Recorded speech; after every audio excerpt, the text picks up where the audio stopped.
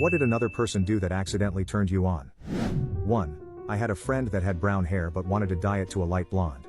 She accidentally messed up the process and dyed it to an almost milky white color. Somehow it looked way better, and since then chicks with white hair have been like a magnet to my eyes.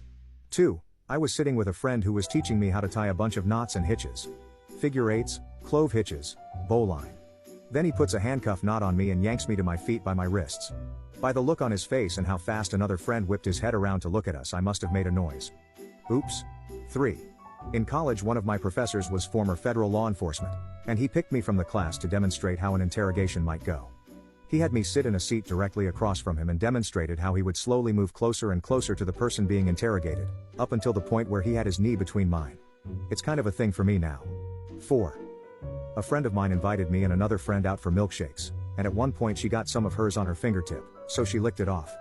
I felt very flustered about this, so I turned to my other friend, who was also licking milkshake off her fingertips. 5. Bit weird, but in high school I used to shake my leg up and down a lot for some reason, but I was sitting next to this girl I liked and her leg was basically touching my leg because small shitty desks. So while my leg was shaking, it was basically shaking hers, and I guess she liked it because she gave a quiet moan and put her hand on my arm.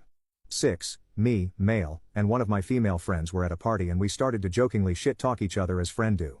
I jokingly respond, "How dare you," and pretend to give an indignant slap that, in reality, was little more than a pat on her cheek. She retorts, "No, how dare you," and gives one back. Now we're doing fake slaps back and forth, but we start getting harder with the slaps and it quickly turns into a game of chicken. I was expecting I'd have to stop from cheek pain. The actual reason I had to stop was because when the game escalated and she gave me the first full force slap across the face, I got really turned on. Like as soon as she struck me, instant hard on. It was a learning moment that night.